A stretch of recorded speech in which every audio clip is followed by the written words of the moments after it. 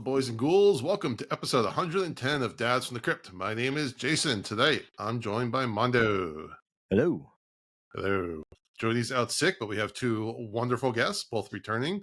First is Matthew Torres, the Storytime guy. Welcome back. Welcome. Thank you. Glad to be back. All right. And also returning is Ivotres Littles from Horror Movies and Beyond. Welcome. Oh, thank you. I know. I said welcome to. Hello.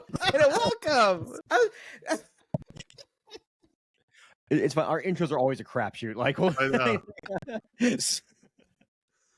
All right, Matthew, for those that didn't listen to our last episode, give us your elevator pitch on your platform.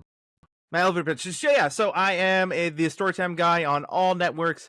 I do Latino representation. I do folktales from around the world, focusing on especially Latin America, African American folktales. I love horror of all kinds and pop culture of all kinds, from anime, manga, to TV shows, to comic books. I mean, it's an eclectic group of things. So if you're interested in any of that, especially Aztec mythology and folktales, you're going to find it on my page. Excellent. And Ivotres, tell us about Horror Movies and Beyond. Horror Movies and Beyond. I do interviews and reviews. Mostly my specialty is interview, like actors, filmmakers, all of us. Yeah, that's pretty much it. I'm on platforms, TikTok, YouTube, Instagram, Twitter. Yeah, it's very simple. That's it. X? Oh, whatever that is. That's X. Twitter's now. Oh my god! Yeah. It's Twitter It's Twitter. until I say it. Exactly. It's not, if I go to twitter.com and it takes me there, it's still twitter.com. Right. Really forced us to pay for it, and then I'm like, yeah. No. I mean, My imagine intro was. All right. Speaking of social media, we took the plunge, and we're now on TikTok. So you can look for Dads from the Crypt Talk accounts. I know. I had to do it. I love it. I will say I like the app quite a bit. I like their interface. So the one thing about the TikTok app is once you watch a few videos, it gets really almost scary good at the algorithms and stuff it shows you. Sometimes. Yeah. And then sometimes it'll be like, hey, what if like you wanted Russian like pop videos? You're like, why am I getting all of this all of a sudden? Like, why have I just got like 3 Russian jokes like, Ukraine? I'm like, what is this nonsense? I like one video about a Russian guy falling, and now all of a sudden my whole For You page is Russia at 2 a.m. Yeah, see what happened to me is I liked one of those hoof shearing videos. The person's like taking the hoof and cleaning it. And now I get those all the time, and I'm okay with that. I'm okay. It's just true. It's kind of fan. I'm like, you make that horse feel better. It definitely has a nail in it. Oh, those are so gross. And I love they're gross, and I love it. All right, we also have a new Simpsons Treehouse of Horror episode on our Patreon, and with our special guest Rachel Shadow from the Zombie Girls. So go to our Patreon to check that out. And then the last announcement is that I want to give a shout out to a new movie coming out called From the Shadows, starring Keith David and Bruce Dickinson. I got to go to the premiere last week and help them. Iron Maiden, Bruce Dickinson? No, the X-Men.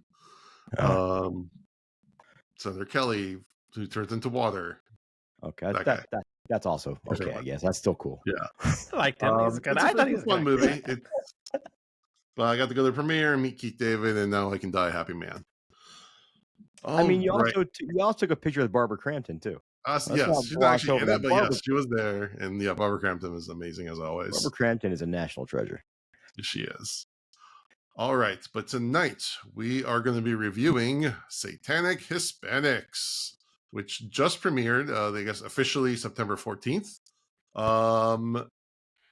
Jody's not here to do the plot synopsis, so I wrote down a couple small ones. Matthew, I don't know if you want to do some of them or yeah, you want to I can summarize the movie. I mean, that's kind of like my big thing is summarizing stuff and like. Oh my god! You were officially on the show. Oh.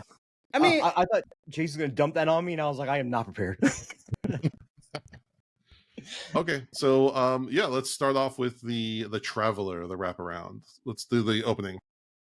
Yeah, so do you want me to like summarize the entire thing, or just like just the opening? Just bit. the Traveler? Yeah. So do you want me to talk about the ending or just the opening of the opening? We'll save the ending for the We'll circle back to the So we're starting with the Traveler, right? So the opening bit of the Traveler is that there is a awful massacre that happens in Texas. And eventually the police officers get to the Traveler, who is played by, if you recognize him, he is Pedro from Napoleon Dynamite. His actual real name is Efren Ramirez. He's playing the Traveler, who is this almost ancient, I want to say. He is this century-old being who has traveled all over Latin America and has collected these stories, and he proceeds to tell the police officers who have arrested him these stories for a reason. He's trying to convince them that magical, supernatural stuff exists, and he's using these real-life stories that have happened to him or happened around him or that he's seen or knows about to tell them, hey, there's supernatural stuff, and one of those things is coming for me, and if you don't let me out of here and we don't do something, we're all gonna die. And that is the basic setup for Satanic Hispanic, and it takes off from there, and we get to hear all these fun stories from all over Latin America. Right. So, yeah, the wraparound's directed by Mike Menendez, who did The Convents. He was an episode of Masters of Horror. He did Big Ass Spider and did one of the Tales from Halloween episodes, Friday the 31st. And I believe Tales from the Hall of Halloween, is that where Art the Clown first premiered? Yeah. Yes. I think, yeah. So that's cool. Yeah, we have Efren Ramirez, who's again the Traveler. He was also in, I guess, much younger. He was in Tame of the T-Rex. Was one of his first roles. He was also no way. he's also in Shazam. Not Shazam, Kazam. Kazam with Shaquille O'Neal. Shaquille That was O'Neal. a millennial childhood treasure. Yes. What is the what is the what's it called? The Mandela effect that everyone swears that Sinbad is in a genie film from back then too. I'm like, it's a different movie. Sinbad's a different movie. Yeah. He was also in the 2 Crank movies. And then he's being interrogated by 2 officers. One is Detective Arden, played by Greg Grunberg, who he's had a very long career, a lot of commercials, a lot of TV. He was in Basketball, Hollow Man, Mission Impossible 3, Big Ass Spider, again, another Mike Menendez movie, and he's also in the new Star Wars trilogy. I guess he was Heroes. like childhood... Heroes. He's one of the main characters in the TV show yeah. Heroes that was really good for the first 2 seasons. Right. I couldn't quite picture like why I knew his face so well. And that makes sense. Heroes first. Yeah. Season 1. He's the telepathic cop. You need to stop right there.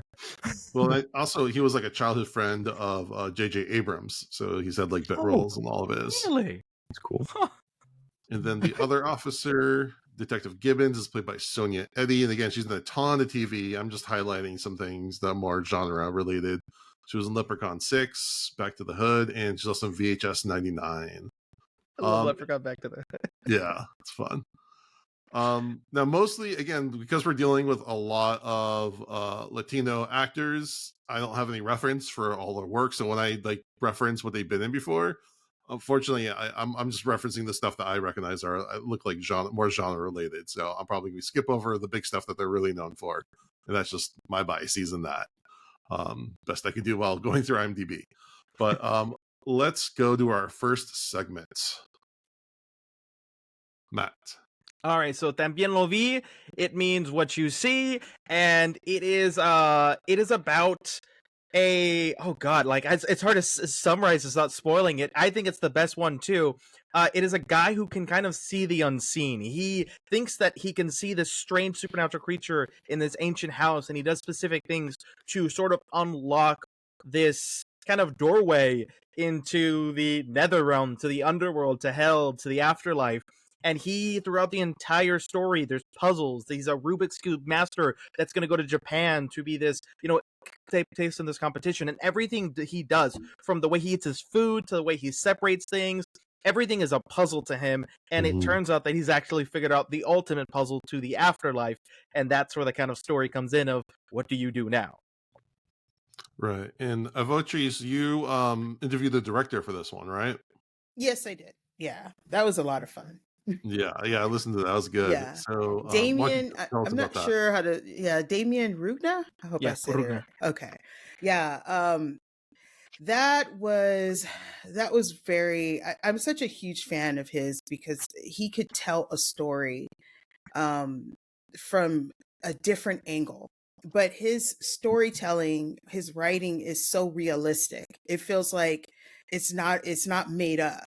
And when I did interview him, he said his dad was a healer, was a witch. And that was the first time he said that, because I interviewed him for Terrified. And And so the stories he told me about that, it was just like, wow, it sounds so real, you know. But after he said that, I was like, that explains a lot of things because I mean, if you watch Terrified, you obviously know it's a film, but every character, everything just seems like if you just went there, you would see that. And as you know, for his story in this film, it just felt the same way. But his style is like the other world, like you could see beyond. Like there's always a dimension, there's always a portal. And I think he actually seen things and probably, you know, heard things because like I said, it just seems so realistic. And you're right, there were a lot of puzzles and things like that. But they all symbolize something because even in Terrified, he had puzzles in there, like things, you know, you would see. Terrified's such a good movie, by the way. It's Yes. strongly recommend you guys check that one out too. But Damien said it's kind of like the part 2 or a extension of Terrified. I could see so that. I think especially all the opening story in Terrified. Yeah, I think all of his stories connect in some way, but I also think there's some realistic things. I think he saw things and witnessed. Maybe a lot of what we're seeing is what he could, you know, recount what happened, but also put a little bit of twist on there. So that's terrifying. Yeah. I mean, he never said that it happened, but it makes you look at anything that he comes out with. You're like, did he really experience that or know somebody? Because for his dad to be a healer or a witch, I mean, he said a witch, you know, that's a little, but there's specific. There's good witches too. No, I'm not saying it's evil. I never said that it's an evil. Well, thing. there are evil witches too. We have in Latin America the brujas and brujas. There's good and there's evil ones, and there's no gray area for us. We don't know what his dad was. All he said was a healer. It could be a type of healer. He said it was a witch. I'm gonna just go with that. But I don't see it as a negative. Yeah. But I do feel like, you know, him growing up, not just as an adult, he witnessed and seen things. So yeah, what I thought was really interesting about this one is the main character, Gustavo. Is it Gustavo? Gustavo. He's like kind of a mathematics savant, so he's like seeing algorithms and patterns and things, and like he's like it's almost like tapping into the supernatural and like the math theory that's around us, like the Fibonacci sequence, those kind of things. So I thought it was really cool because he's like doing magic as a formula, like a geometrical formula. Yeah, exactly. Like I love that too. Phone, he's moving it in a very specific manner. Like at first, he looks like he's just kind of like having a seizure in the way he's moving his arm around. Like it looks like it's just like random, but no, he's actually figured out some sort of like sequence, like almost like you're playing a video game and you're putting in ABABACD start to like unlock something. So it's like he's like trying to figure out the code, the sequence to unlock a supernatural occurrence. Yeah. Well, he was in Terrified.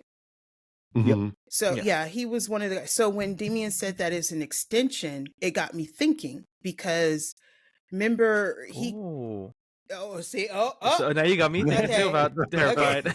Because that wasn't his house that he was at. He was at his grandma's. Right. So if you think about Terrified and you think about him, there's kind of an extension because we necessarily didn't see what happened to him. We only assume what, and that's what happens at the end of this. So can we spoiler? I just want to say from like broadly non-spoiler, what is your opinions on the ending of this one? Like, what do you think? What do you think happened? Let me say, if you're listening to it at this point, we are going to spoil stuff here. So I'd say like, if you are listening to this and want to see this before we spoil it for you, then pause right now for a few minutes. I think we'd all recommend seeing this because we're all pretty high on it, so it's worth seeing, definitely. But yeah, I was very confused by the very, very end of this, so I'd love to hear you guys' opinions. It was kind of interesting because you saw towards the end when he basically is doing a new pattern with a flashlight, which causes basically I forgot the delivery man that came over, whoever the medium that came over, and the apparition or whatever to explode in this gory mess inside the kitchen. And it was his dad. It was his dad. Yeah, his dad got run over by a train. But I still want to say apparition though, because he saw it as his dad, but the other gentleman saw it as his mother. Mm-hmm. Because remember, he hugs it, and he goes, he's crying and saying like, "I love you and forgive me" and all this, and then the main character was like, "Hey, that's my dad. That's not your mom."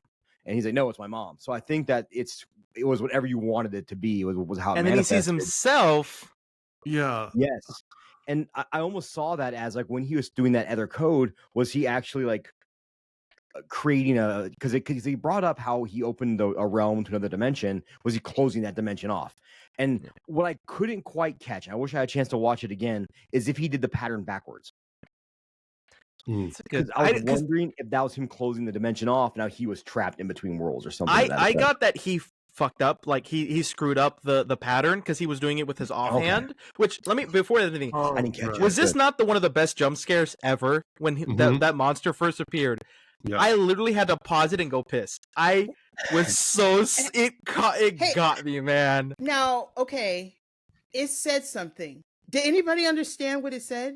Matt, did you understand? I did. That's what I'm saying. I want to watch the subtitles because, like, I can understand if it's Spanish, but I didn't hear it. And I like rewind. I'm like, I can't even put it quite hear what it's saying.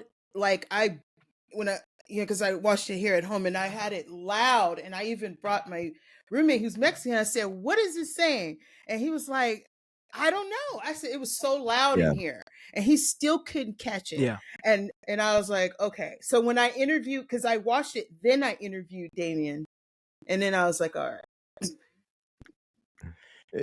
Damien, one thing I love, because Terrified, I love Terrified. And it was genuinely scary. It was a genuinely scary. I think this actual segment is genuinely scary. Yeah. And the makeup effects are phenomenal on the corpses.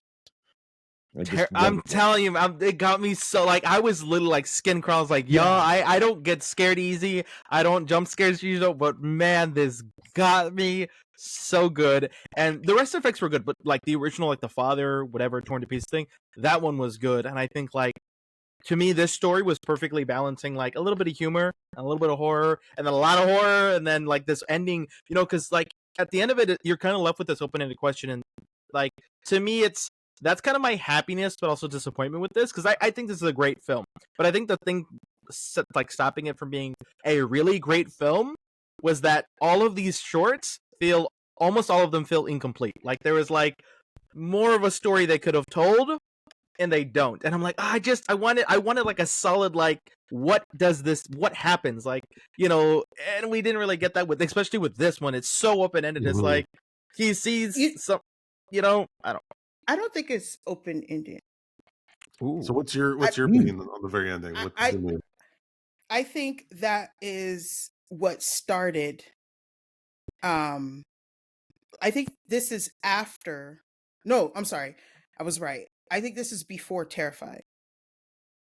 Because the guy, because Damien, because when you have I was paying attention to what he was saying. Like, when he said this is an extension of that, and I was sitting here thinking, and I was like, wait a minute, because if he brought out dimensions and all that stuff, wouldn't he be the reason why Terrified began? Because he was in his room, and then he was in his room, but something kept crawling out of his closet. It was under his bed. Yeah, you don't give me nightmares again, man. This shit scares me too. But it's the same guy, and he was trying to, remember, he closed himself off, screaming at the kids to stay away. And if you look out the outside of the house, the neighborhood is the same. Wow, he stood outside. That's an awesome catch. Like, that's really interesting. He's a different name, though, but that can just be ignored. We can just ignore that the character has two different names. Because of course there are different names. Because it's got to be a different. He could just change his name. Yeah, that's his middle name. His name is. Damien said it is an extension of Terrified. Gustavo Walter. That's his name. Gustavo Walter Ramirez. That's what we'll say. And it just puzzled me. And then when I watched it twice. Well, not only was the thing under the table was bad, I felt bad for his fingers. Oh my God, that effect, dude! And like the fact that he was like, I was like, bro, I'm fainting, I'm screaming. Like, what happened to your feet? And then it was still there because he like turned the corner and it was like, I was like, oh my God. And he I'm put getting the chills. blanket Man, on I it really- and it was still moving. It moved from one end to the next. That was making me think of Audition, when she's like in the sack. Oh, Yeah. Very similar, yeah. yeah. Yeah. that one. That's like one of the biggest jump scares I think I've ever seen from Audition. Another, during that interview, there was something interesting because I told him, what you do is great. I love your storytelling, blah, blah, blah. And he was saying, because I said I can recognize your work. Like as soon, like when I first seen the lights, I knew it was him. I didn't even look up nothing. I didn't want to see nothing. And he was saying, oh, wow, I don't want people to think I'm this just one trick pony, in his own words, and maybe I should change up my style. And I interviewed him and Eduardo. They were both together. And Eduardo was like, dude, no, you stay who you are. I mean, you could tweak it, but stay who you are. Because Eduardo said, you are one of the few directors that can generally scare people. Don't ever change. And not cheap. It wasn't him, a cheap scare either. It wasn't No. like a cheap scare. Like that those bother me. Cheap scares bother me, but this was an earned scare. And he Yes. did that with no money. He said, I had no money. And and the people on his set is who he used for Terrified. So That's awesome. yeah. So, yeah, he does have such a unique visual style that when I started watching this, I had to look at the director and I saw he did Terrified. I'm like, oh yeah, 100% makes sense. It looks visually the same, and that's not a knock. That's a compliment. Yeah, Slender, the monster, everything. I'm just like, he just knows how to make everything just look really freaking uncomfortable, man. Like, he just knows how to get you really uncomfortable. And he's Yeah. very good at building tension, and it feels natural. And you brought it up earlier how there's some humor in this and all that, but none of it felt out of place. It all felt very natural, like humor you'd catch in everyday life. Nothing was forced. Because it's real. Yeah. I also just want He to say lived that that. the English Spanish too, like the way he brought about that, because in theory you wouldn't be speaking English when you're in these, where the story takes place. Was it Argentina? Argentina? Yeah. Yeah, so he wouldn't be speaking Spanish, but the fact he would be speaking Spanish, not English. But the way they were introducing this like character, they're like, oh no, like he's trying to learn English, so he's speaking it more. I'm like, that's a great way to naturally like work in the audience of like, because like I'm like, whenever I watch Latino stuff and they're like doing something and they're like, oh, we're shooting for realism, but like everyone's speaking English, and I'm like, but why though? But I'll why be though? honest, in most movies and TV shows that are set in like a foreign place, that always bothers me. It's like I think I was trying to watch Vikings, and I'm like, why is everyone speaking English in Scandinavia? Or with an English accent. If it's Europe, they all have English accents. Even if you're in France, like, oh yes, well, and you're like, why? Why are you all English? Like, I remember they handled it well. If you've ever seen the 13th Warrior, where he's actually listening to him speak in Norwegian, and then he starts picking up things, and that's when it goes into English because they're saying now he can understand everyone, so you're hearing it through his ears. And I do like when they have an explanation for that, and they tell me why this person's speaking English to his his sister, who obviously probably also English isn't their first language. All right, let's move on to the next one. Is that El the Vampiro. vampire? Yeah. El Vampiro. Vampiro. Oh And yeah, I this- butchered that name. In the wraparound, I love the fact that he starts telling the story, and then the female cop goes, "This better not be a damn vampire story." He's like, "Oh, it is." It's a damn vampire story. I love it. And honestly, like, okay, so let me summarize this before we. So, El Vampiro, the vampire, is a old school, pretty much Dracula version of what if Dracula was in Mexico or Texas, right? I think this one is in Texas. Yeah. And just this Dracula vampire again. It follows all the old school rules because that's what Latinos do in our Dracula vampires. They're not new wave. We always go old school Dracula because Dracula always has a place in the Universal Monsters has a place in our heart. So with that one, it's about a vampire who stays up too late and he forgets that it's daylight savings time and he has to get back to his house and goes through a series of what can only be explained as like Three Stooges comedy. Yes. It's so wonderful and dumb, but in the best ways, and it is a nonstop laugh out loud fest where it's just it's a vampire trying to get back to his house before, because he's like, no, daylight savings time, we go forward an hour, and his wife's like, backwards an hour, and he's like, oh no, I'm gonna die. He like has to get back, but things get in his way, and it's this it's a cute love story, but it's also very silly at times. And this was my personal my favorite one because it's just so silly in all the best ways, and it's violent and it's gory. But the bit where he's mind controlling one person at a Yes. time, Oh, it's so good. oh my god, that was It reminded me of Dracula Dead and Loving It, when Yeah. he's trying to like mind control the two women. Like, no, you say stop it. You walk over here, and God, this is my favorite one too. I loved it. Yeah, because the one before this is very dour, very serious. There's a couple moments, but it's very. I was like, it set me up for like, okay, we're really like straightforward horror in this, and then this one is so opposite. It's very Three Stooges or Evan Costello. And again, it starts off like this vampires massacre the entire bar on Halloween. And you're like, oh, okay, this is some serious vampire shit. And then he comes out and this guy's walking his dog, and he's like. He's trying to mind control him. He tells him, "I want to suck your blood," and the guy's like, "Just fucking get out of here!" Like fucking vampires. It's like, Fucking Halloween. the old school Dracula thing, and he's like, "Oh God, Halloween." Yeah. And then you're like, "Oh, okay, I get what this is." And then the whole thing with his partner or wife, it's very sweet. I am your master. Excuse you? I didn't mean that, sweetie. I'm sorry. Like, my wife looked at me and she's like, I would kill you I would stab you in the heart myself if you said that to me. And also the bumbling cops are great when they're running, they're chasing him, and they're like, "We got a fucking vampire on the loose." Yes, a vampire. Yeah. I loved it. What Eduardo had to say about this one, Ivotres? Oh yeah, that's right. He just said he just loved old classic, Frankenstein, vampires, and all that good stuff, monsters and stuff like that. And he just wanted to, have a chance to do it. And he came across the idea and thought it would be fun. But as I was watching it, it reminded me, like I looked up something because I was like, something about it just seemed a little bit more familiar. And I brought it up to him because there was one film with the same exact name that came out in 1957, and it was one of the first vampires that have featured fangs, because after that the Hammer films, you don't see it yet because his is like long. So you didn't start to see fangs until like 58 with Christopher Lee.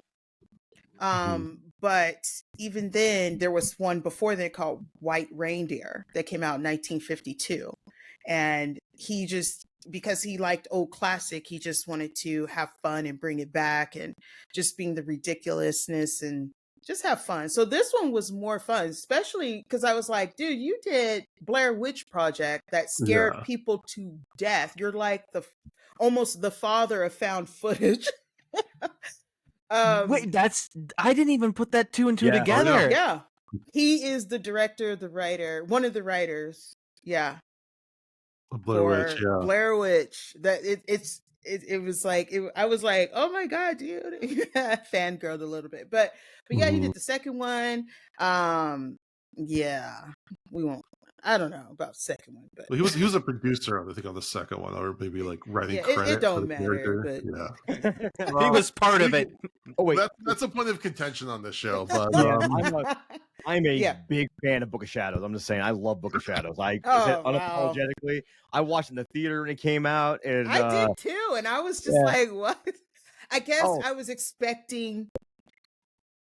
I don't know. I was expecting what was in the first one, like that whole atmosphere. Yeah. But it was completely different, and so I was just not. It wasn't for me. But no, I will never argue with that movie about somebody, because if you don't like it, I get it. Like, I 100% understand why you don't like it. It makes sense to me.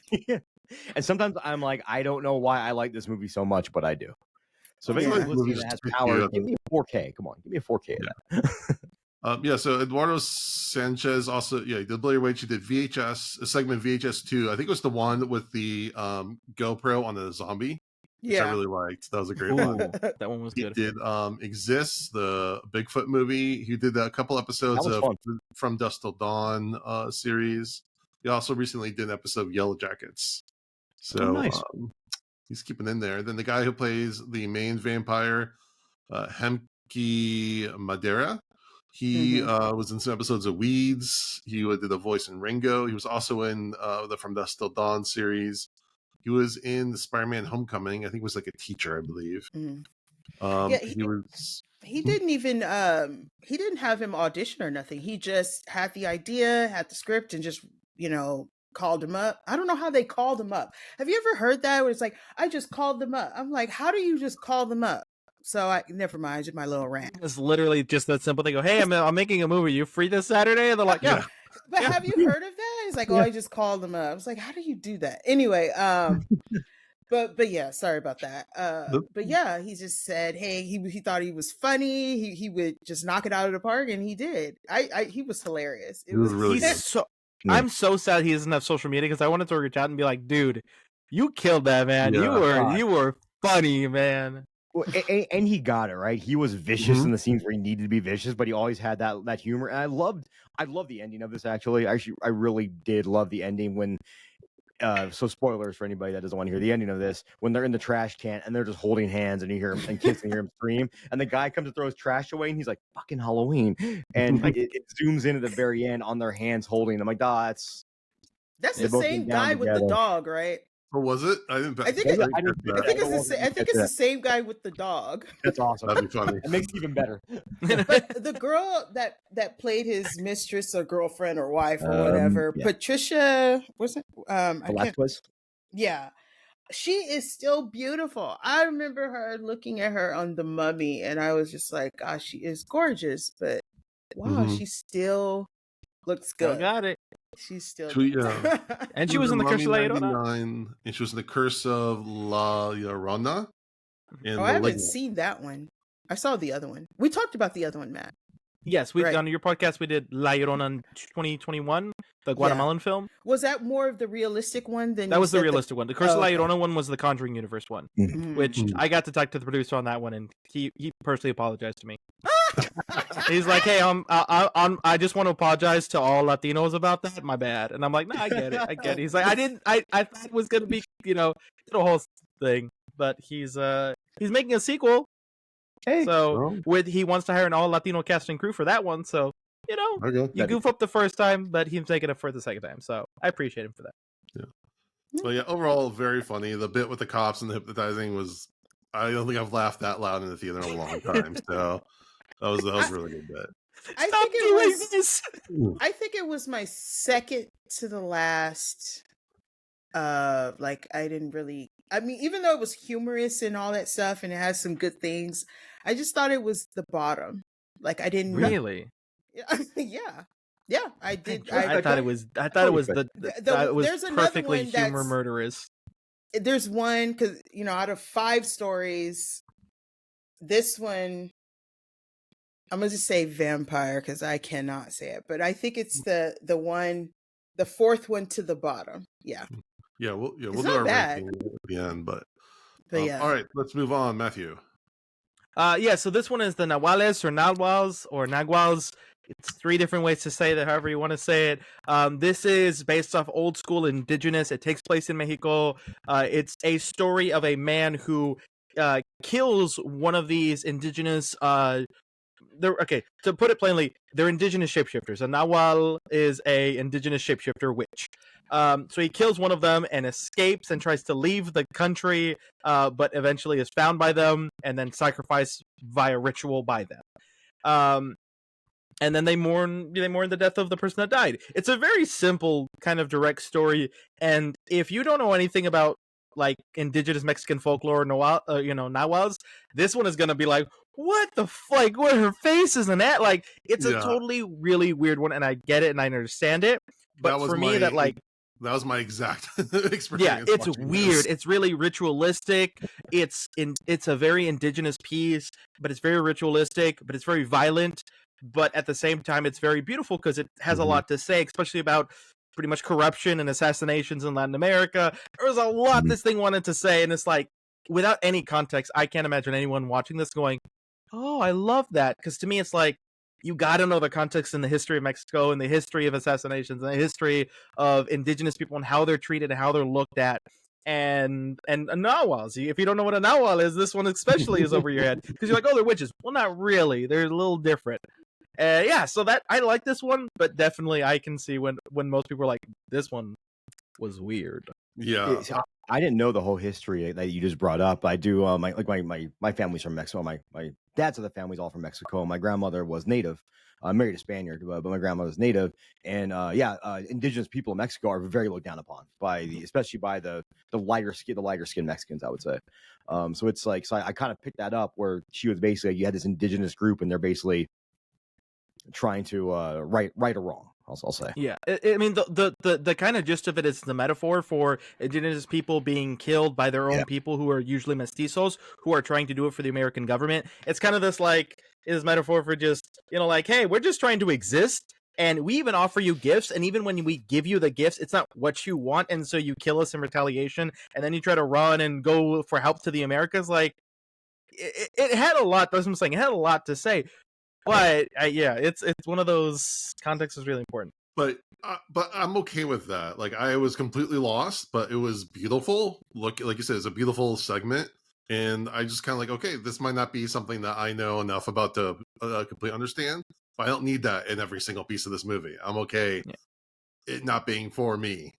Well, and the effects were fantastic. The transformation effects and the even when they slit his throat, all that I thought was really, really well done. And the sound effects when you hear like her bones creaking and stuff as she's kind of shape shifting, I thought that was. And her acting too, the old bruja. Then she was acting the hell out of that. Like, I mean this in the nicest way. Like, a lot of times when a low budget movie has low budget, you can tell. But to me, when I was watching this, I'm like, you can tell this has low budget, but you can see that they made the most of it. It's one of those like, you can tell this low budget, but they used that money. They used every penny the right way, and that's how I felt about watching this from a filmmaking point of view. I'm like, this did not have the budget it wanted, but they did it. And that's where like technology, like a drone is so cheap to get and get a really cool like big shot to make your movie feel bigger, because there's a really cool shot like that goes like over the landscape. ocean. Beautiful. I was like, okay, so they're at least they're thinking big. And this was directed by Gigi Sal Guerrero, and she did ABCs of Death 2.0. She had the segment. She also did some of the Purge TV series. She also has a segment in VHS 85. She's an anthology queen. That's all this is. All right. Ivotres, you're being very quiet. You're being very. Did you not like this one? It's not that I didn't like it. I just, as I was watching, I was like, "What is happening?" And I felt like it was in my face, and I just couldn't figure it out. And so I actually looked it up, and then I was like, "Oh, okay. It's like the spirits, of nature, of animals, and sometimes they're bad, sometimes it's good." It was a lot going on. Yeah. And I felt like, okay, you may not need it. You may not need an explanation. It's just there. But I felt like something should have been at least hint to understand what is going on, because the average moviegoer does not care to go look up something. They just want, what is happening at that moment and figure it out. But this was the only one, in my opinion, I had no clue what the hell was going on. I wish he told the American guy, he's like, look, these Nahuals are after me. You got to get me. I wish the American guy would have been like, nah, what the hell's a Nahual? He's like, Nahuals are like, I wish he would have like exposition dumped. I'm against those usually, but in this instance, I'm like, this needed some explanation, because like I said, it's a good one. But like, perfectly, you guys have no idea what this is about, and it's like, even me, it's all just folk. I'm like, oh, okay, because they didn't do everything one for one. They took their own versions of it. So they took this really obscure thing, didn't explain it, and then made their own version of it. I'm like, I really wish they would have done some more explaining for this one, because this one was like, it was out there. The beginning. Oh, go ahead. I was gonna say, and they gave themselves the perfect opportunity to explain it to an American. Yeah. So yeah, they really missed an opportunity. At least like to give a couple. He didn't have to explain exactly. Like, I'm running from this. This is about to happen. This is why. Because of this and this. He could have very easily just said a couple sentences. But the beginning could sound like, oh my God, what's in the woods? It sounds scary, sound big, it's coming, and then you got all, he's in there, with this body, and then all these people show up, and excuse me, and they're fighting, and then he knock him out, and he wakes up, and it's like he's tied up and all this stuff, and I was just like, okay. And then it never seemed to explain anything. It was just like, and I was doing more reading than looking, because I'm trying to, and I go back and I'm like, it's not explaining what the hell is going on. But then when I looked it up, and when his throat got slit and stuff like that, and the blood sacrifice, and it says it when you look it up, but it's old school Aztec ritual. But sacrifice. it did not explain nothing, and I was just like, that's why this one was just like, no. Yeah, I think it was well directed, but the story on this one was. I mean, really... it looked cool. It's not bad. I'm not saying no as like it was a bad movie. I think the execution need a little bit more to understand. But it was good. It was just like, what the hell is it? What the hell's going on? To Jake's point from earlier, like every one of these stories could have probably been fleshed out a little bit more. And this is one that definitely benefited from a little bit more, like you said, a little bit more of that exposition to kind of explain things. But it's kind of interesting too, because everyone, I'm 40 now, and everyone my age or who lives in a Mexican family always has at least one older person in their family, though, that's very either spiritual or superstitious and stuff like that. So I think that's why when I was able to connect to it, I'm like, oh yeah, this is definitely something that I could see a story I could definitely see my nana telling. And for those that are Latino that still don't know what a Nahual is, if you know any like folktale monsters like La Lechuza, she's a Nahuales or Nagual. So that kind of story of a shape-shifting witch, or if you've heard stories, which if you're Latino, especially Mexican, you've heard stories of shape-shifting witches that come and usually eat your babies and stuff. Those are all Nahuals. Those are Naguals. It's a bastardization of them, but that's the gist of it. My nana was a devout Catholic, and she still brought her dogs in at night when they lived in Arizona, because fucking chupacabra is not going to get those dogs. Yeah. All right. Next one, Matthew.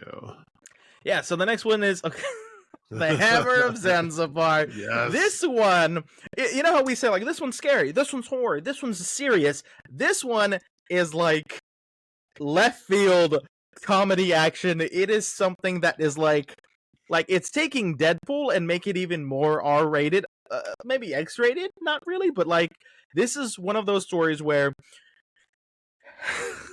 I don't know how to explain. There is an opening scene where a guy is talking to a woman. He's like, hey, demons are coming after us, and I know they've got you. And it's revealed that he's right. The demons are coming after them, that they messed up with, they recorded a ritual that you shouldn't have done, which is a real life thing. That really did happen, and it was a whole thing in the news and everything. So this is kind of like, hey, we did something we shouldn't have done when we were tourists in another country, and these demons, we released them, and they're coming after us. And then that's cool. That's scary. And then it turns into an action set piece where he's then fighting a demon. And then I don't want to say it, but he eventually, then we get the backstory of how he's able to defeat this demon with a legendary weapon, the Hammer of Zanzibar. And it turns into a full-blown ridiculous, it's a dick. I was going to say dill. It's a dick. He's using a demon's dick, a giant demon dick. To beat a demon. That's because the demon's like and like when the guy tells this story, he's like, the demon it came to me at night and it penetrated me. And the guy's like, oh, and he's like, and so I invited it back and it did it again, and for 9 more nights it did it again. They're like, you were like. Well, I caught on fast. You start getting it pretty quickly. You're okay. Like. And then he stopped calling me, and it's hilarious and wonderful. But like, and now I love that bit. I thought that was the best. The opening bit and that bit were the best part. But him fighting the demon, the action scenes were the best also. And yeah, it was kind of like, hey, ha ha ha, like silly jokes.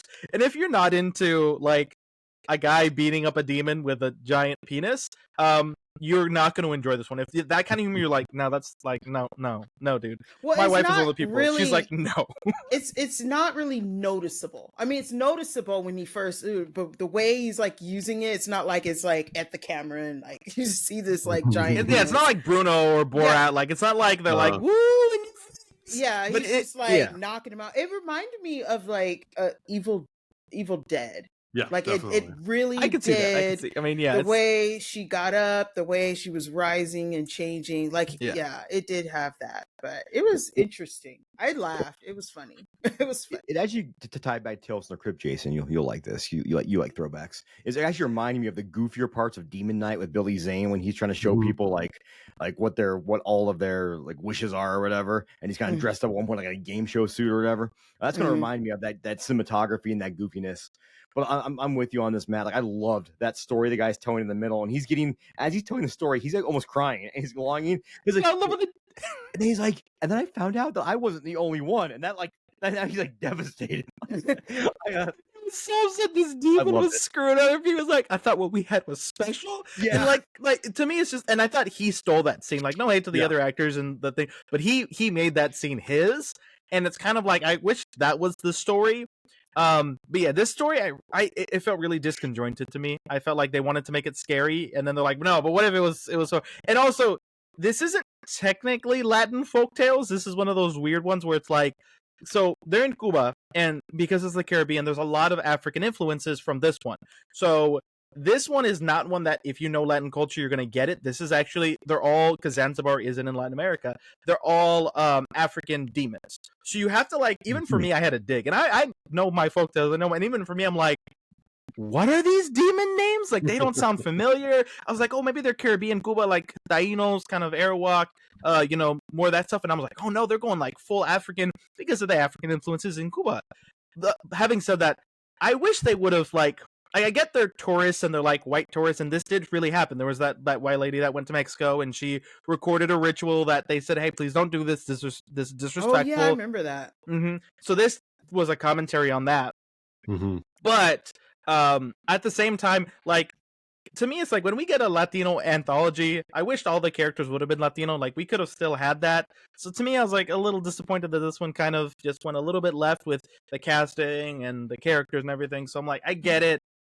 But at the same time, this is really, you're just pulling from Cuba, you're pulling from African, demons, you're pulling from tourism and pop culture. And I'm like, this is a lot. Yeah, and then again, for those, if you're like a horror fan in LA, you've almost certainly been to the Mystic Museum in Burbank, and that's where they're kind of telling a part of this story. And it was just so cool, like all of a sudden, like, oh, I know this place, I know where they're sitting, I've been there. So that was just really, really cool to use that storefront that many LA fans are very connected to. So that was a really cool point. And anyone listening, you should go check it out if you get a chance to go to Los Angeles. It's a cool place. Yeah. They do theme stuff every now and again too. Like when I was there, they had the Evil Dead set up.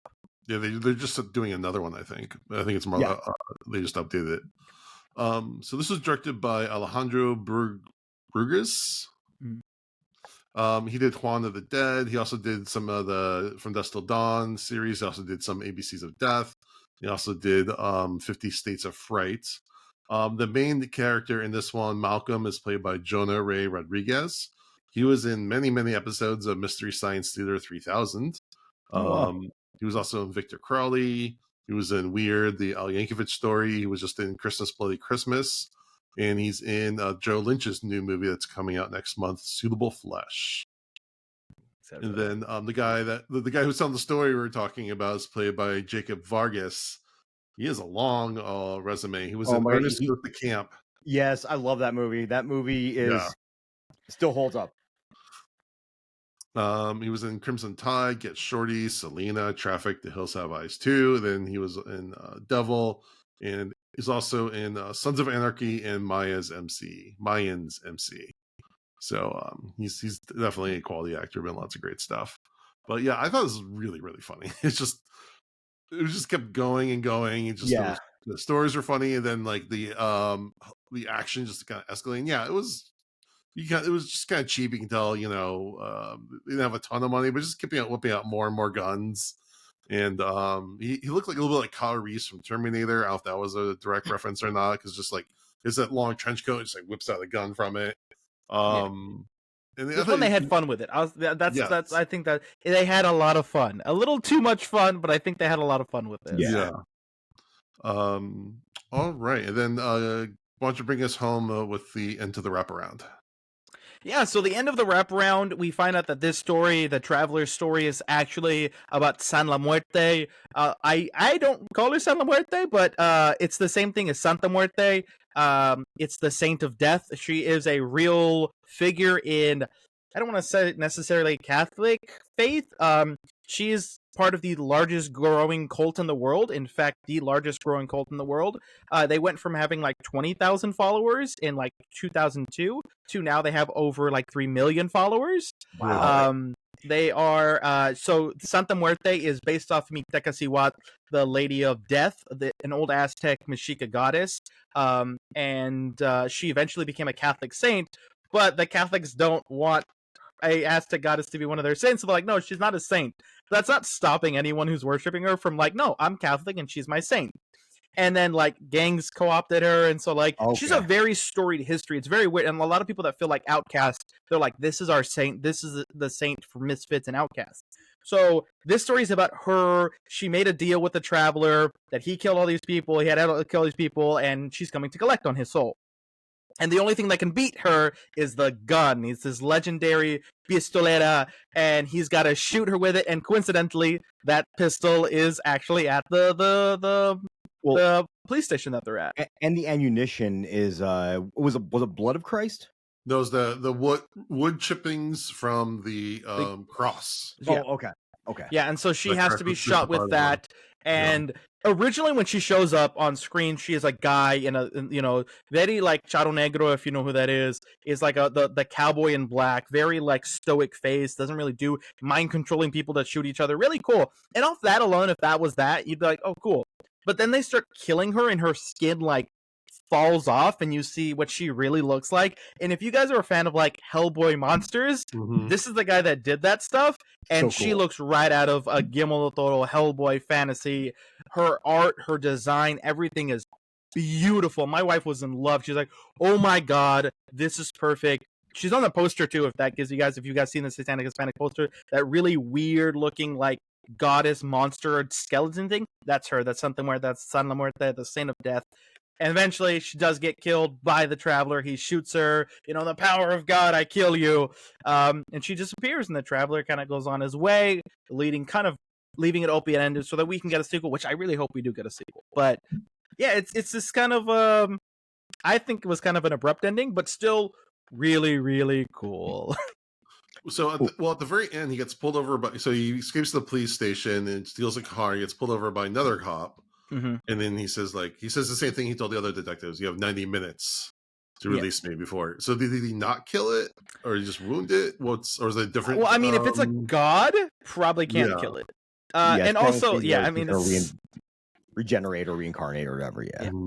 Well, I don't know about that, because when he shot at it, I was like, why did he shoot the shoulder? Yeah, I just thought that was kind of strange that it shoots the shoulder and then it disappears. My wife said the exact same thing. She's like, why the shoulder? Yeah, and I'm thinking he's doing that on purpose. You think there's more to him and Santa Muerte than means? Yeah, because when he was the sole survivor at the El Paso. Yeah. And you could tell he's like, he can't be killed. And he knows that, because he chopped his hand, he's showing them, and they right. And they chained him up too. They chained him up in the beginning, so who chained him up for what purpose, That's right. And he tries to cut his hand off, and later on, that's what he shows him. See, my hand is fine now, even though I tried to chop it off. So, yeah. Yeah, he was using it as like, he was stalling because he knew it was coming, because he knew that the gun was there. Yeah. So. You think it's kind of just, but like, cause that thing is like, that's one of those things. I'm like, I wish they would have gotten more detail. Think about this, but think of the bigger picture here. Okay, so when the police come in there, and they see this guy sitting in a chair, and his hand keeps coming up, and and they keep shooting him, or whatever. And so I'm like, well, this is kind of weird, and I think the guy was doing that. I think the guy, because he was chained to the he was chained to the other end. The arm would go up because the guy was doing that, and then when you got there, all the bodies, because that spirit thing was there before, and she didn't get him themselves. Yeah, so and she didn't get him. Yeah, so when he got to the police station and he was stalling, he said 90 minutes, because in 90 minutes it was coming. He knew it was going to come there and wipe everybody out, or have them wipe themselves, because he knew the gun was there. Now, he could have shot them. He could have shot it, because I was like, why shoot the shoulder?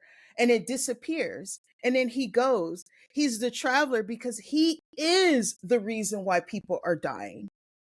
It is And revenge. you think it was all like smoke and mirrors? Like Yeah, with the whole like because Santa Muerte, in like he's just doing that. Yeah, in El Paso, Texas, if you look at the bodies, what race is that?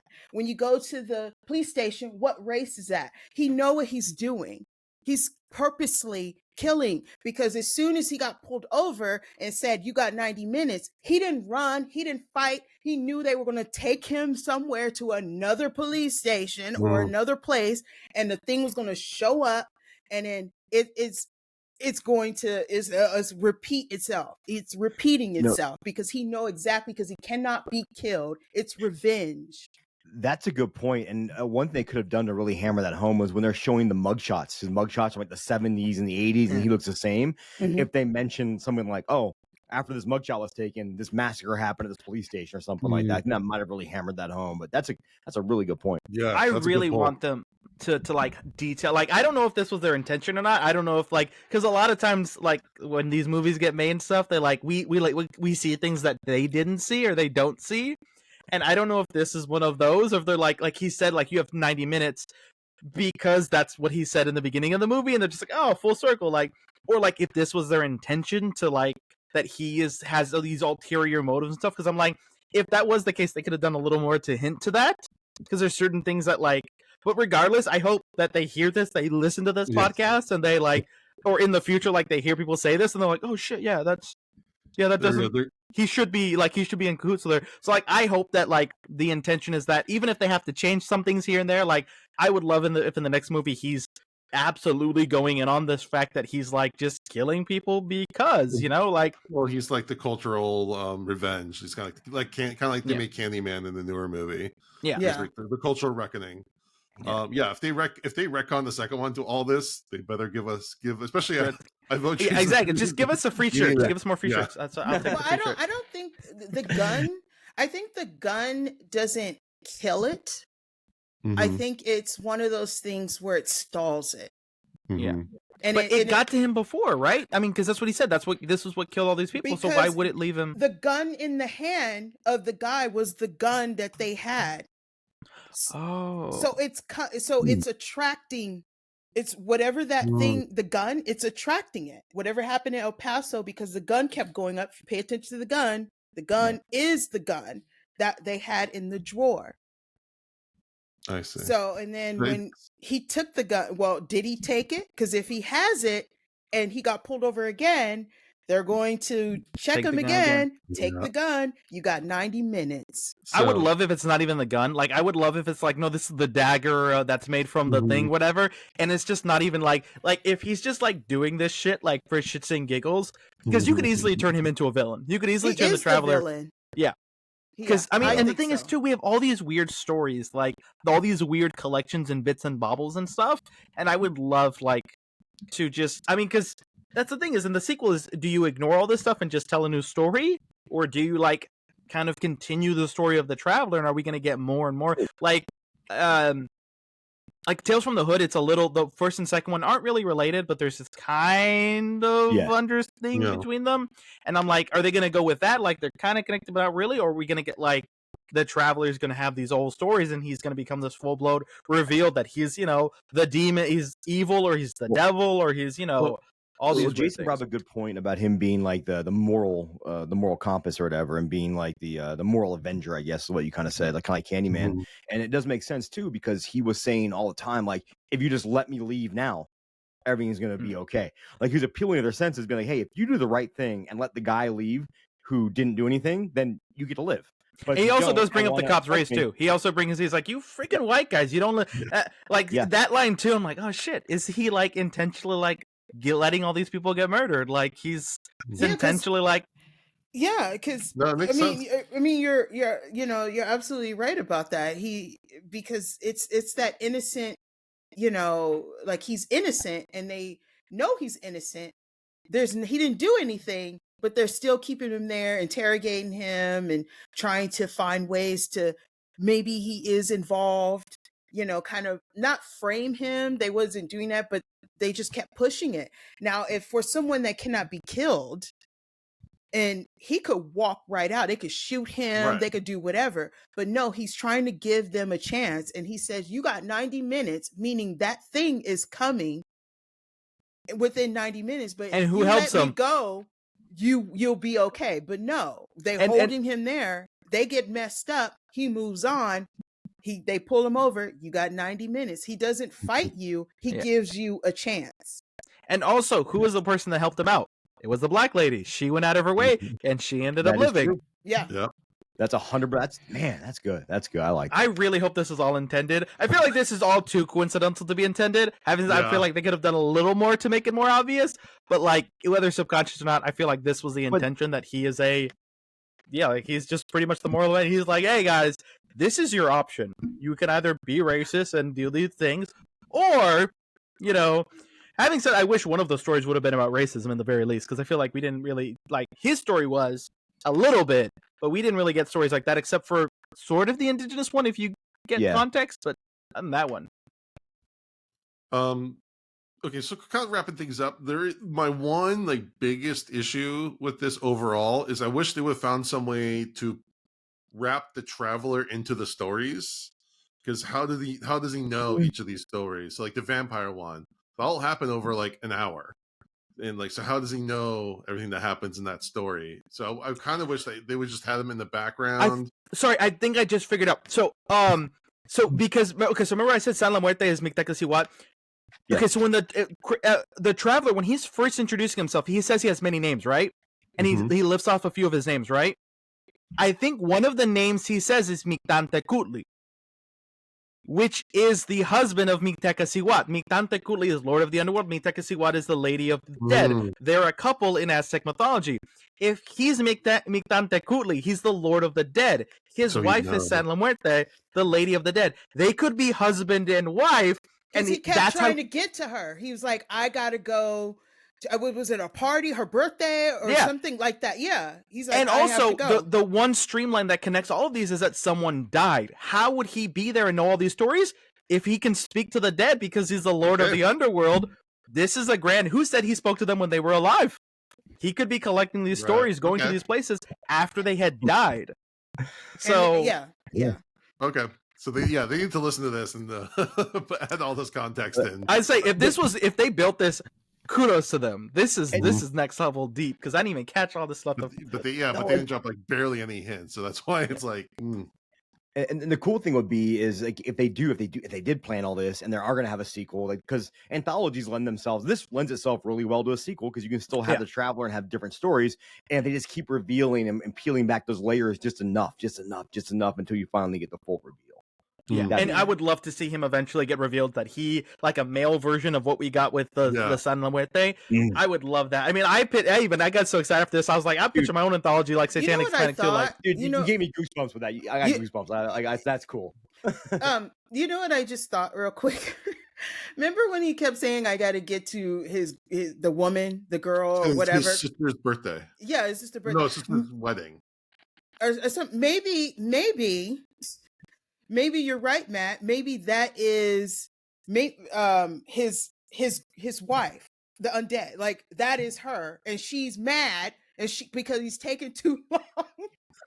And then he like shoots her, but not to kill her. It's like to get rid of her, because no matter where he goes, it's like, okay, she's coming. You got 90 minutes. Like, I would love if it's all a scam too. Like, if we get the reveal in the next one, like they're sitting and talking to each other, because you can have her portrayed as a regular woman, like he is a regular guy. I would love the idea that she's like, you shot me in the shoulder. He's like, calm down. Like, you shot me. It was the shoulder. Relax. Like, I look where I got you. Like, to really highlight that, like, they're just fucking around because they're gods. Like, what else would they do with their time? They're like, mad at each other because he didn't show up. He was late. And it was She like, was so- looking for him, and she had her regular disguise because she couldn't show up how she really looked. So when they were shooting at her, and then her face revealed her who she really was, he was like, "Oh shit, my wife. She was at the wedding." He shot her to get rid of her. So he's trying to drive to get there in his own little way, and he got pulled over. He's like, "Oh shit, here she come again. You guys got 90 minutes." I'm saying that, like, that are just like, honestly, I would love if this is like them going on dates. Like, this is them dating. They're like, hey, like, which police station do you want to fuck around with today? Which one? And she's like, oh, let's do this one. Like, you know, and they just like set this shit up. Mass murder. Yeah, they just like, because they're gods of death. That's their thing. They love death. You know, so role playing. Yeah, that's like, Yeah. this is them having fun. You know. You sit at the bar and pretend you don't know me. And I'll come in and When then when someone hits on you, we're just gonna kill everybody. what popped in my head is that when I interviewed Damien and Eduardo, because I asked about the stories, like how did you guys come along? Did you guys talk about it? How does this happen? And from what I understand and what I was getting from Eduardo, they all had their own story. Alejandro just came to them and said, "Hey, I'm doing this. What you got?" And so that's why I was trying to find a connection through each story, but they never connect. They only connect with the traveler. So I think he was, you know, just giving them a chance to show what, you know, because he wanted to do this anthology, and he contacted them, and then, you know, they put it together because Damien said, he gave me a chance to do whatever I want, and I did it. So I don't think any of the stories that connect, because one is in Argentina, one is at the Mystic Museum, and then he just found the wraparound, which was he wrote. That's how you sometimes got to do. That's how they did it with the old House of Frankenstein, House of Dracula movies. Like, hey, how do we get all the monsters together?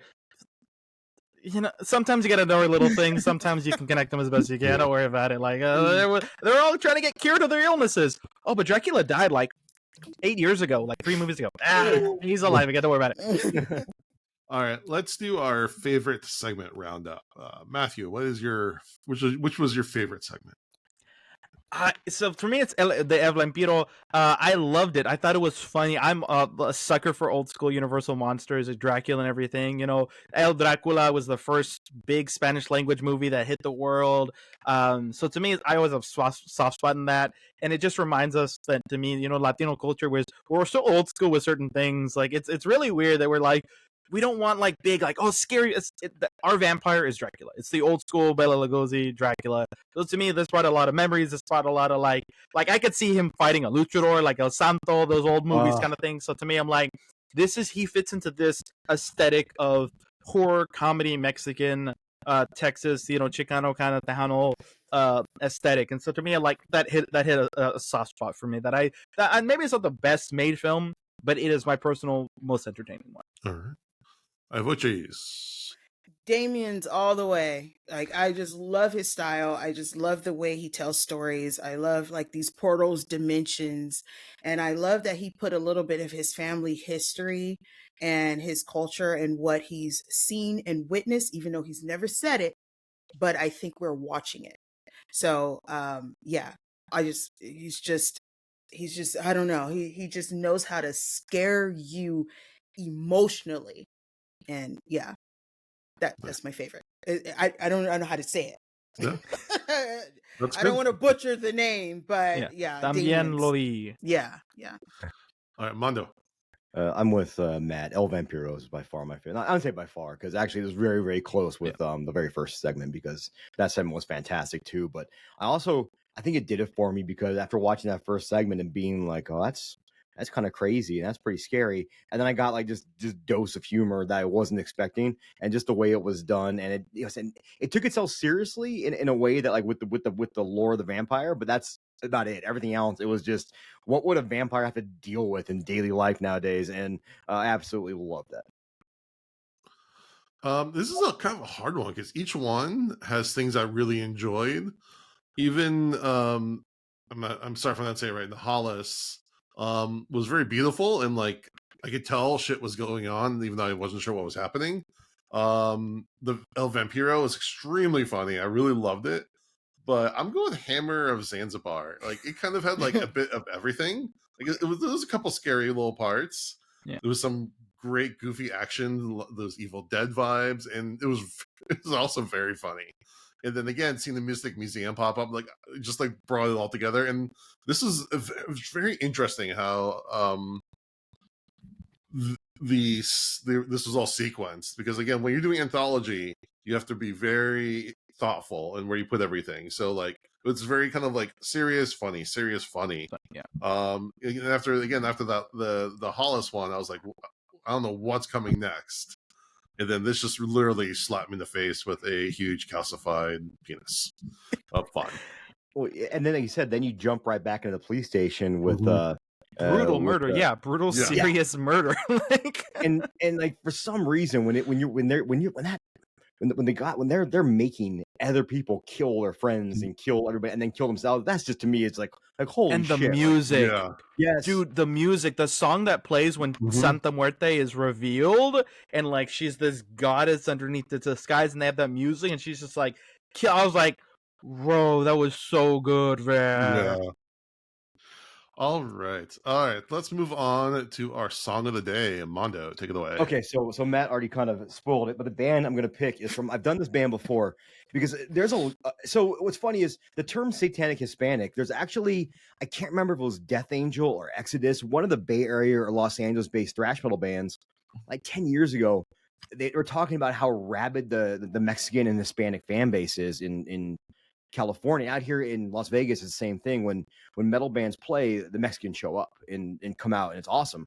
And so they actually made a shirt called Satanic Hispanic that they only sold at one show inside Los Angeles. I was trying to find out what band that did it, but now there's so many people that have made their own version of that shirt. I just couldn't find it. So, but there's a whole group in Los Angeles or in California called the Black Twilight Circle. Crepseculo Negra, which they were doing all these this group of Mexican indigenous themed black metal bands. And there's the ones like Arismenda, Volon, Yautal, Miklon, and I can probably name more. I just can't think off the top of my head.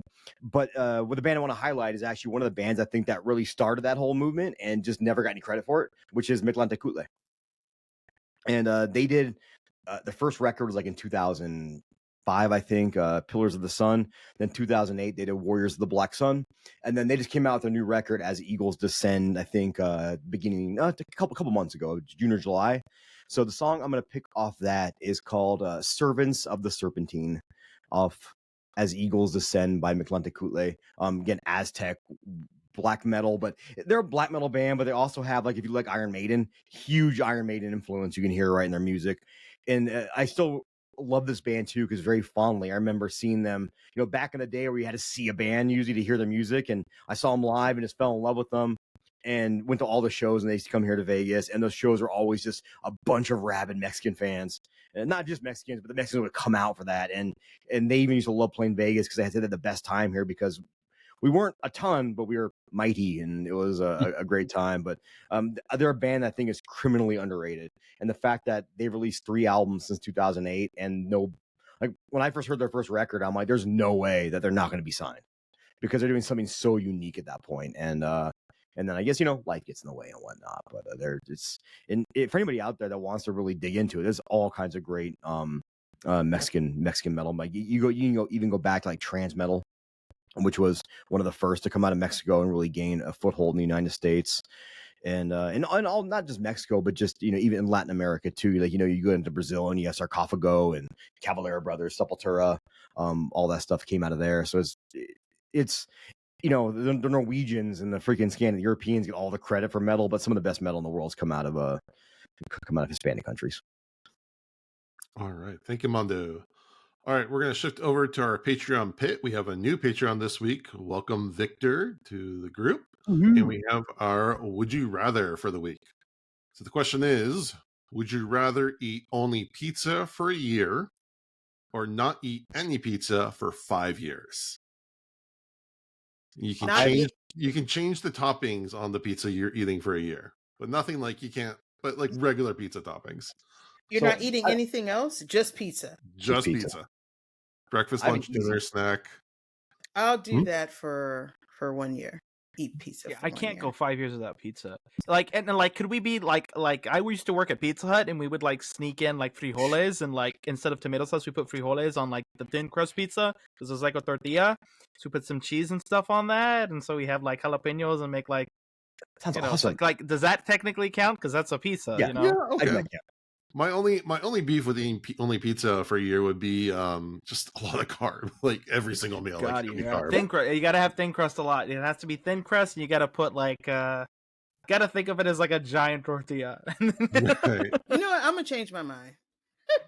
5 years without it because I just lost weight and I'm just like I just thought, I don't want to go back. So yeah, 5 Yeah. years. I've This is easy for tried. me because I've now tried. that I'm sorry, Hmm? I'm diabetic, so like if I eat pizza for 5 years, I would just die. Like there'd be Yeah. no, I would just die. I would just be 5 dead. years. And no I've tried the cauliflower pizza, and it's not great. Well, even cauliflower's got a lot of carbs in it. It's just Yeah. they use flour in there too. They just do it because it's gluten free.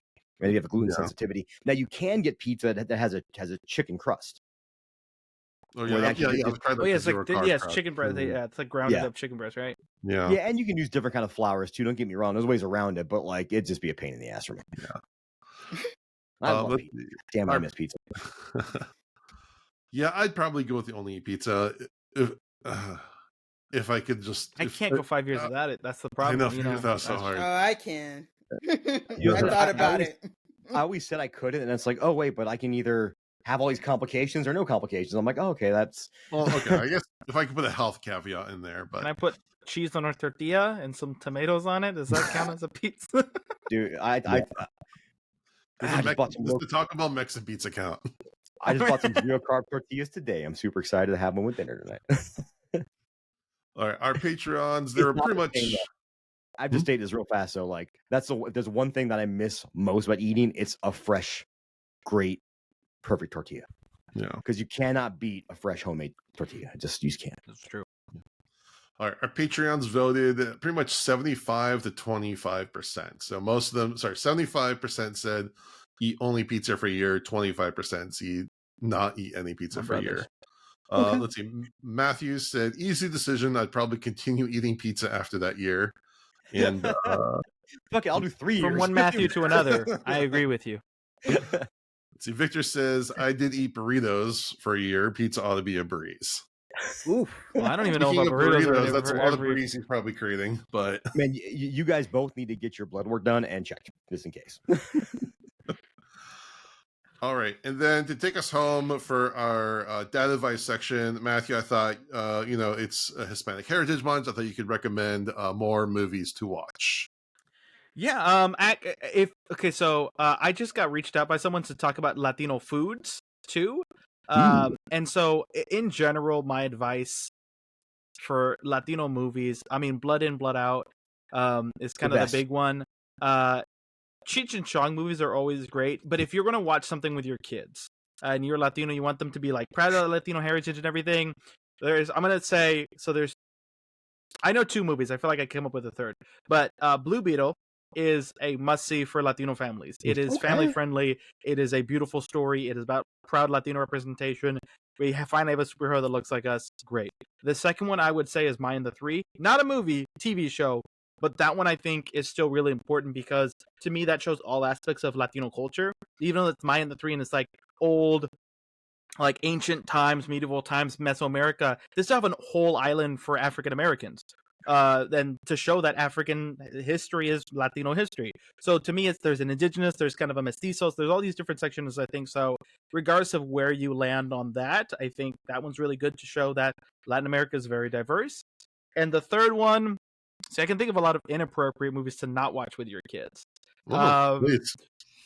But I mean, What about Coco? Probably Coco's a damn good one. It's Yeah, I it's like Coco a very lot. it's probably my favorite Pixar movie. It's a damn good one, and I think it's a beautiful story of the grandmas are abuelas, man. They're the totalitarians, and I think that one's a really beautiful story about family and generational trauma.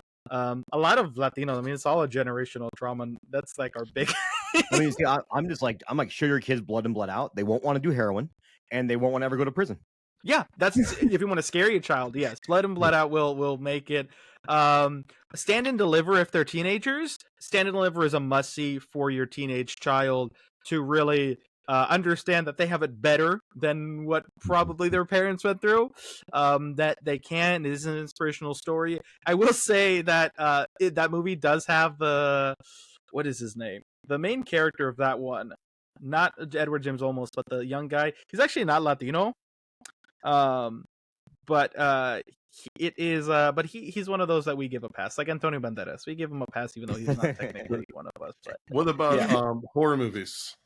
horror movies. Oh, so like a Latino horror film. Yeah. Ooh, that's okay for kids. Yeah, No, the, this the is for Santo, kids. the Santo films were goofy. Like I just feel like those. I watched those when I was a kid. My grandma used to watch them. I love those movies. Yeah, it Santo- doesn't have, we don't have to do for kids for this one. For right off the bat, horror movies to watch that are Latinos, it's From Dusk Till Dawn.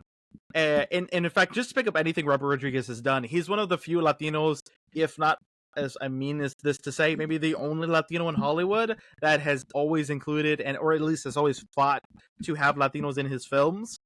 I honestly, and I'm not trying to be mean to any other Latino directors, but as far as Robert Rodriguez has gone, and he's gone really big, he's the only one that's been there. It's been like, nope, I'm always going to take Latinos in my movies. Even for Spy Kids, there was no one's Latino of the family. Everyone, the mom is white, Antonio Banderas is a Spaniard, the son is white, and even the daughter Carmen, she's only half Latina. But he fought for that. They didn't even want Carmen. They're like, oh no, we don't want that. Tove is supposed to be Latino. Cheech Marin is supposed to be Antonio Banderas' brother.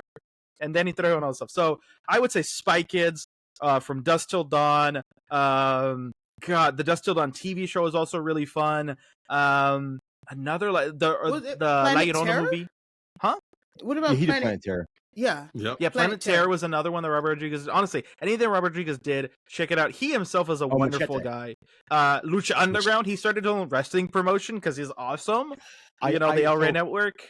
Lucha Underground. If I can just take 2 seconds and talk about Lucha Underground, they had all these wrestlers who were known wrestlers in the independents, and they gave them these crazy characters with this crazy guy who's killing people. He's like the boss of everything, and they had these really intricate storylines, and it was actually really fun. Like even if you're not a big wrestling fan, just the stuff they did with that promotion was really great. And then they actually had Vampiro come out too, and who's a legendary. Well, funny, he's a Canadian, but he moved to Mexico and became a legendary Mexican wrestler. And it's a really cool promotion with a lot of fun storylines, a lot of fun stuff they did with it. It's wacky. It's very wacky. I love Lucha Underground. And then also, once again, I cannot stress enough, Dracula, the Spanish language version, watch it. I don't know where you'd have to buy the DVD. That's the only way I was able to watch it, is to buy the actual Universal Monsters collection. Yes, but it's on the Universal Monsters Blu-ray collection as well. The one with Dracula, yeah. So there's Dracula, so put in the Dracula one, and it will give you the option to watch the other version. So to put this clear, this is not Dracula with Spanish subtitles back then, or Spanish dubbing. Back then, they had to reshoot an entire movie. Once the audio was done, you couldn't change it. So they filmed Dracula in the morning with an all-American white cast. And then in the afternoon, they brought in the Latino cast to refilm the exact same scenes on the exact same set with the exact same costumes, but in Spanish. So that's how they filmed these two movies.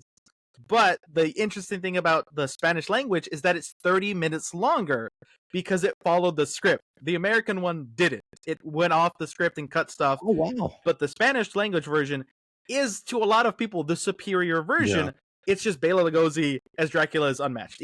No hate to the Latino, that the guy who did the Spanish language Dracula couldn't keep it up. But everything else is great.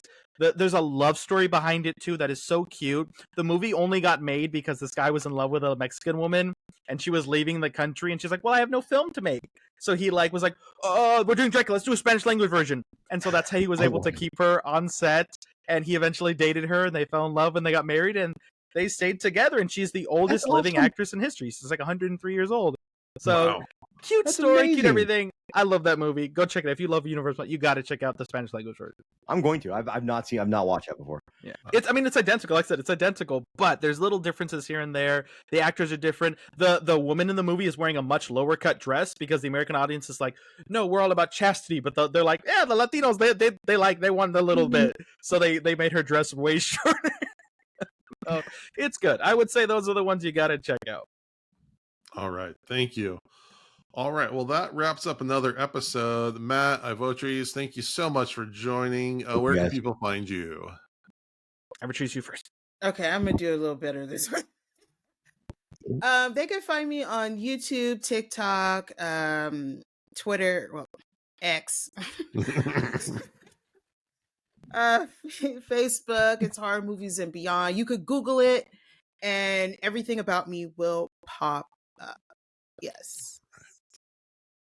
Matt. Yeah, and I'm the Storytime guy. You can find me on usually Instagram, TikTok, a little bit of YouTube. If you like Aztec mythology, I do deeper dives on Aztec mythology. It's not really a podcast. I kind of just sit there and just tell you this history of stuff. I kind of rant for like 20 minutes about that kind of stuff. So check that out if you like that. But other than that, yeah, if you love this Latino representation, especially for this month, if you want to find other Latino representatives, content creators, I'm doing a lot of people this month. I'm going to be shouting out, making videos and posts, just sharing people that I did a post saying, hey, if you're Latino, message me. I don't care what you do in this industry. If you need exposure, you're Latino, message me. I got like 30 or 40 messages from people, Latinos. I got a realtor was like, hey, I'm a Latino realtor. Can you shout out me? Hell yeah. It's like to me, there's a lot of Latinos in a lot of spaces, especially in Los Angeles, especially horror. I mean, you go to any horror convention and most of the people there are Latino. Most of the people selling their goods are Latino. It's really, really ingrained in our culture because we're kind of messed up. We got this indigenous blood sacrifice and we also got this Catholic penance and suffering together. We make, and then we've got Africans and Europeans and all these different stuff. So really, it's like, this is a month that is really beautiful. It really sucks the strike is going on, so we're limited by what we can talk about. But yeah, if you're into that or you are Latino and you're listening to this podcast, find me. If you want me to give you a shout out, I absolutely will. All right. Love it. Okay. Well, next week we'll be back to covering Tales from the Crypt, Season 7. I'll be doing the episode Report from the Grave. We really appreciate everyone for listening. We would really appreciate if you would give us a rating or review on iTunes, a rating on Spotify. Check out our YouTube for videos of these podcasts. And with that, we thank you for listening to Dads from the Crypt.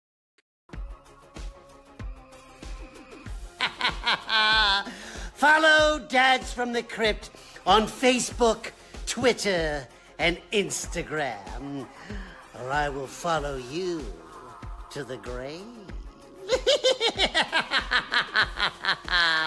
No, seriously, you really should watch. But be careful what you ask for. You may get it.